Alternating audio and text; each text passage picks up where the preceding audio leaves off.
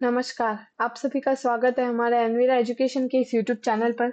मैं इशिका लखर आज आप सबके लिए लाई हूँ राजस्थान की लोक देवियों का पार्ट 3।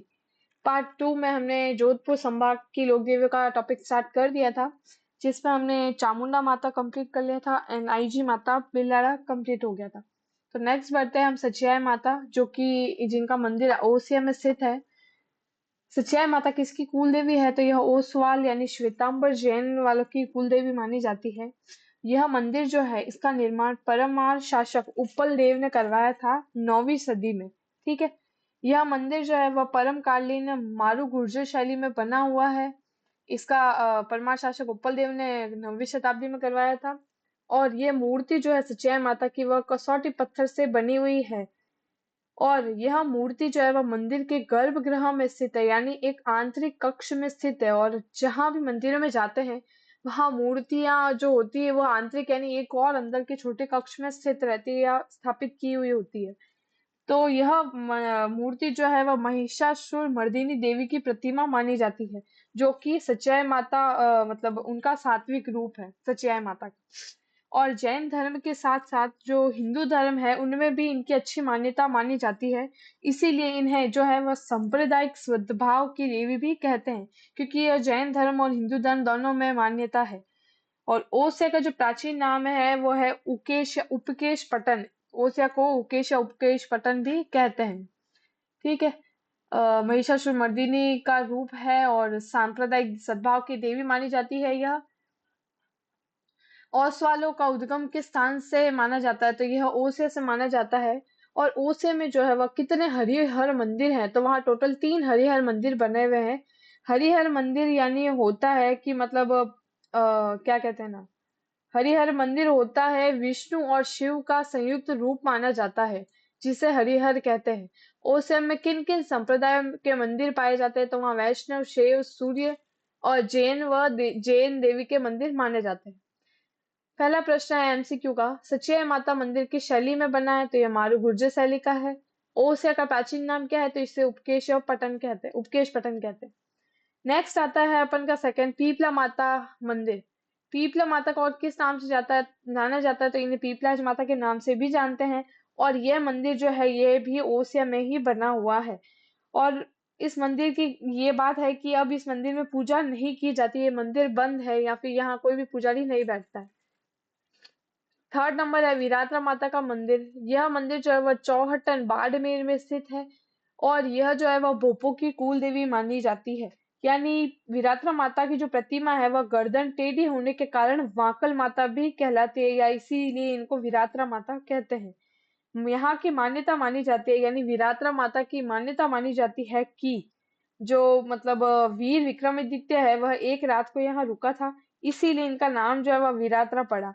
यानी एक तरफ पर्वतीय चट्टाने हैं तो दूसरी तरफ बालू रेत की विशाल टीले हैं यहाँ मंदिर के पास।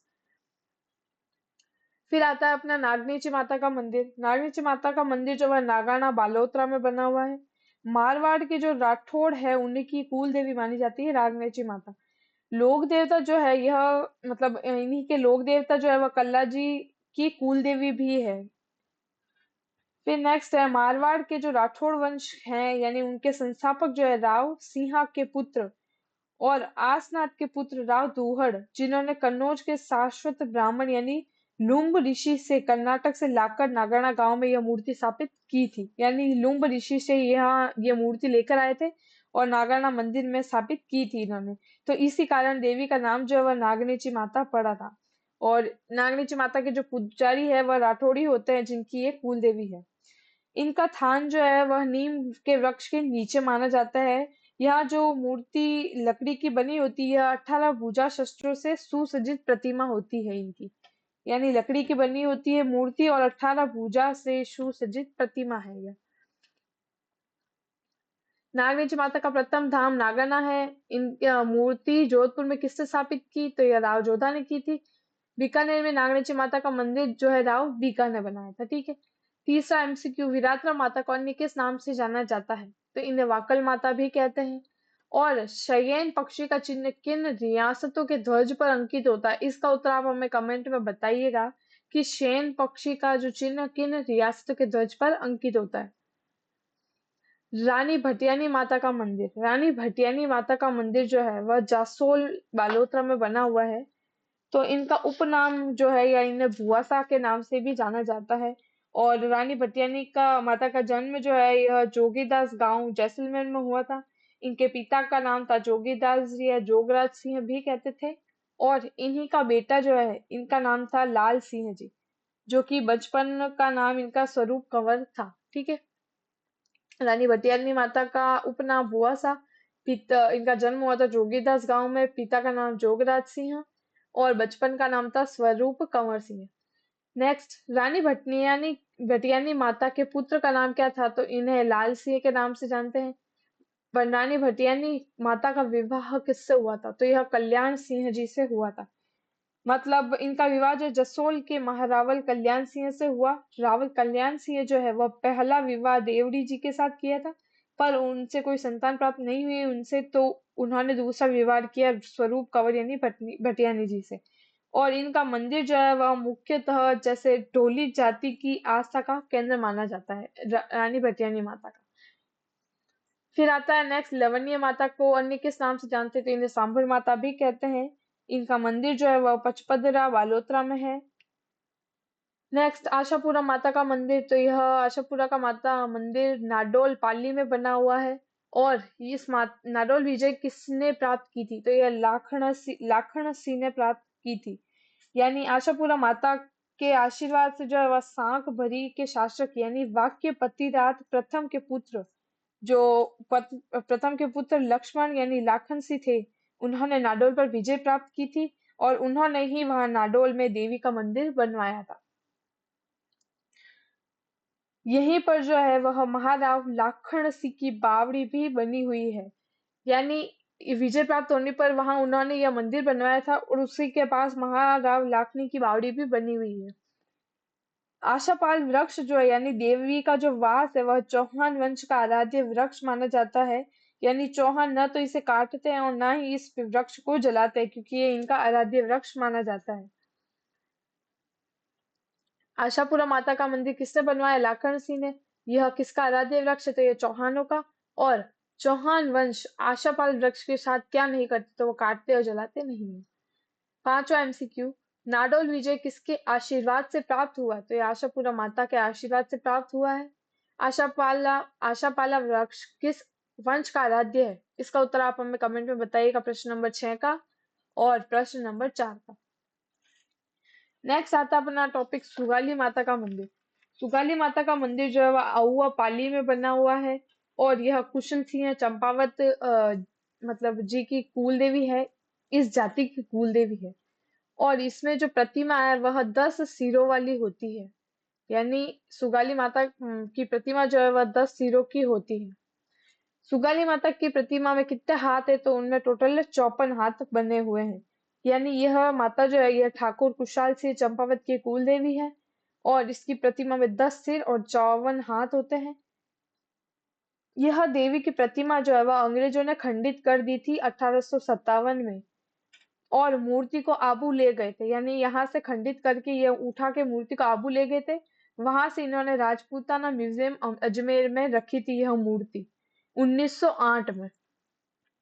ठीक है। यानी 1857 में सुगाली माता की प्रतिमा के साथ हुआ था कि वह खंडित हो गई थी। 1908 में अजमेर संग्रहालय में रखवा दी गई थी। और वर्तमान में सुगाली माता की प्रतिमा पाली संग्रहालय में स्थित है, वहां प्रतिमा स्थापित की हुई है। सुगाली माता को और किस नाम से जाना जाता है? तो इसे 1857 की क्रांति की देवी भी कहते हैं, क्योंकि 1857 में ही अंग्रेजों ने यह मूर्ति खंडित की थी और आबू में ले जाकर स्थापित कर दी थी। बट एट प्रेजेंट वर्तमान में यह मूर्ति पाली संग्रहालय बांगड़ म्यूजियम में पड़ी है। पाली संग्रहालय बांगड़ म्यूजियम में। सुगाली माता किस संग्राम से जुड़ी है? तो ये 1857 का स्वतंत्रता संग्राम से जुड़ी मानी जाती है। फिर नेक्स्ट आता है सुंधा माता मंदिर। सुंधा माता मंदिर जो है यह भीनमाल जालोर में बना हुआ है। और इसका निर्माण करवाया था चाचिक देव जी ने इसका निर्माण करवाया था। यानी सुंधा माता जो है वह मूलतः चामुंडा माता के जैसे ही मानी जाती है, या चामुंडा माता का मंदिर ही है यह सुंधा माता। लेकिन सुंधा पर्वत जो है वह यानी सुगंधाद्री पर्वत पर स्थित होने के कारण इन्हें सुंधा माता कहते हैं। है तो यह चामुंडा माता के मंदिर का ही, बट यह सुंदा पर्वत पर बने होने के कारण इनका नाम सुंदा माता रखा गया। सुंदा माता मंदिर में रोपवे का निर्माण 2006 में हुआ था, यानी केबल कार वाला सिस्टम, वही रोपवे वाला वही। और यहाँ भगवान शिव की प्रथम पत्नी यानी सती राजा दक्ष की पुत्री, जो इनका सिर सुंदा पर्वत पर आकर गिरा था, अतः सुंदा माता को अघटेश्वरी भी कहते हैं, क्योंकि इनकी शिव जी की जो पत्नी है सती राजा दक्ष की पुत्री, उनका सिर यहाँ आकर गिरा था, इसीलिए इन्हें अघटेश्वरी भी कहते हैं। सुंदा माता को अघटेश्वरी क्यों कहते हैं? सती माता का सिर गिरने के कारण। सती माता मंदिर में क्या विशेष पाया जाता है? तो वहाँ ऐतिहासिक शिलालेख मिलते हैं आज भी, इसीलिए उसे मंदिर को विशेष कहते हैं। 1857 में सुगाली माता की प्रतिमा के साथ क्या हुआ? तो इससे अंग्रेजों द्वारा खंडित की कर दी गई। यह अघटेश्वरी क्यों कहलाती है? सती का सिर गिरने के कारण। नेक्स्ट आता है आशापुरी या माता मोंदरा, यानी जालोर में जो स्थित है मंदिर, वहां की माता आशापुरा। आशापुरी माता किस वंश की कुल देवी है? तो यह सोमगरा चौहानों की कुल देवी है।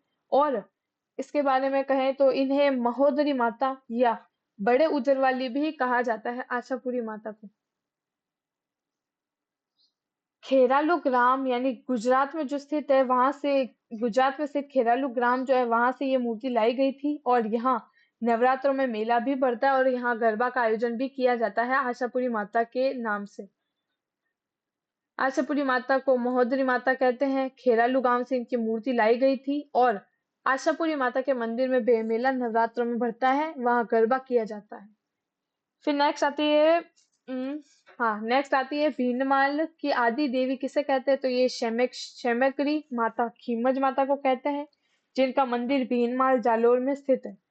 अधर देवी का मंदिर तो यह आबू पर्वत सिरोही पर बना हुआ है, यानी जिसे राजस्थान की वैष्णो देवी भी कहते हैं। किसे? अधर देवी को राजस्थान की वैष्णो देवी भी कहते हैं। नौवां प्रश्न, आशापुरी माता की मूर्ति कहाँ से लाई गई? घरेलू गुजरात से लाई गई थी। अधर देवी को किस नाम से जाना जाता है? इसका उत्तर आप हमें कमेंट में बताइएगा, अभी ऊपर पढ़ा था हमने। फिर नेक्स्ट है अम्बा माता का मंदिर कहाँ पर स्थित है? अम्बा माता का मंदिर आबू रोड सिरोही के पास बना हुआ है। खीमल माता का मंदिर बसंतगढ़ सिरोही में है, जिन्हें मतलब वर्मलात के समय में बनाया गया था। वर्मलात से मतलब है कि 625 ईस्वी में इसका निर्माण हुआ था, यानी बहुत पुराना यह मंदिर है खीमल माता का, जिसका निर्माण कराया था चावंडा वंश के शासक ने। खीमल माता के मंदिर का निर्माण चावड़ा वंश के शासक ने करवाया था। जैसलमेर की कल्याणी देवी यहाँ के क्षेत्र से संबंधित है, तो यह मांड प्रदेश से संबंधित मानी जाती है। यानी सड़वा शाखा के चारण थे यह, जो गाय पालते थे और घोड़ों व घी का व्यापार करते थे। यही होते हैं मांड प्रदेश के लोग या सड़वा शाखा के चरण। ठीक है, इन्हीं चारणों का वंशज जो है वह चेला नामक चारण यानी जैसलमेर क्षेत्र में चेल ग्राम में रहने लगे थे। तो उसी वंश में जो है मामड़िया चारण हुआ था, जिनकी कोई संतान नहीं थी, जहां मतलब 7 बार हिंगलाज माता की यात्रा की जाती है या की गई थी। कल्याणी देवियों के पिता का नाम मामड़िया चारण। मामड़िया चारण ने कितनी बार हिंगलाज माता की यात्रा की? तो उन्होंने 7 बार की थी। और हिंगलाज माता ने जो किस रूप में जन्म लिया?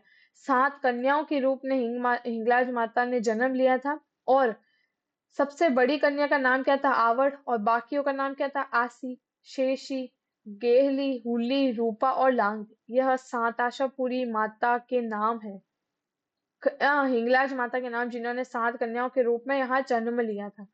कल्याणी देवी का जन्म कब हुआ था? ये विक्रम संवत 808 में हुआ था। स्वांगीय माता जो है, इनका मंदिर इसे आवड़ माता भी कहते हैं और यह जैसलमेर में स्थित है मंदिर। और स्वांगीय माता जो है वह भाटियों की कुल देवी मानी जाती है, यानी भाटी वंश की कुल देवी। इन्हें उत्तर की ढाल के उपनाम से भी जाना जाता है। स्वांगीय माता का मंदिर जैसलमेर में गजरूप सागर के पास बना हुआ है। और इनका नाम कैसे पड़ा? ये तो यह भाला मुड़ने के कारण इनका नाम स्वांगे माता रख दिया गया था। यानी जो जैसलमेर के राज चिन्ह में स्वांग यानी भाला मुड़ा हुआ है, वह देवी का हाथ में दिखाया गया है, इसीलिए इसका नाम मतलब स्वांगे नाम रख दिया गया। 11 एमसीक्यू, खीवल माता मंदिर का निर्माण कब हुआ था? 625 ईस्वी में, यानी बहुत पुराने टाइम में। हिंगलाज माता ने किस रूप में जन्म लिया था? तो उन्होंने 7 कन्याओं के रूप में यहाँ जन्म लिया था, जिसके नाम भी यहाँ दिए हुए हैं। फिर नेक्स्ट आता है 1965 के युद्ध में घटियाली राय मंदिर में क्या हुआ था? तो वहां मूर्तियां खंडित कर दी गई थी। यानी काला डूंगरा का मंदिर कहाँ है? आइता गांव में बना हुआ है। काला डूंगरा काला डूंगरिया माता का मंदिर जो है वह निर्माण किससे करवाया? महारावल जवाहर सिंह ने इसका निर्माण करवाया था। इस मंदिर में जो है यह मंदिर वह सिंध प्रदेश में अकाल पड़ने पर आवड़ आदि यानी देवियों अपने माता पिता के साथ पूर्णा अपने राज्य मान प्रदेश में लौट आई थी, इसीलिए यह मंदिर बना था। यानी जिस गांव में रुकी वहां के लोगों ने उनका स्वागत कर गांव का नाम आइता रखा था। भादरिया भादरिया राय का मंदिर कहाँ से थे? तो यह भादरिया जैसलमेर में है। यानी लाठी गांव के पास जो भादरिया गांव है वहीं एक टीला पर यहाँ का मंदिर बना हुआ है, जिसका निर्माण महारावल गजसिंह ने करवाया था। भादरिया में कौन सा प्रसिद्ध संत रहा? तो वहां हरिवंश सिंह निर्मल जैसे संत रहे थे। भादरिया में क्या विशेष बनाया गया था? वहां भूमिगत पुस्तकालय का निर्माण करवाया गया था। फिर नेक्स्ट है 13वां एमसीक्यू, भादरिया में कौन सा विशेष निर्माण किया गया? भूमिगत पुस्तकालय का। काला डूंगरिया मंदिर का निर्माण किससे करवाया? इसका उत्तर कमेंट में बताइएगा। ऊपर ये सेम क्वेश्चन आ चुका है, ये हम आपको एमसीक्यू के रूप में दे रहे ताकि आप एग्जाम में इजीली कर पाओ। आपको ये वीडियो अच्छा लगे तो इसे लाइक चैनल सब्सक्राइब जरूर कीजिएगा और बेल आइकन प्रेस करना मत भूलिए। और आपको जिस टॉपिक पर वीडियो चाहिए वो हमें कमेंट में जरूर बताइएगा।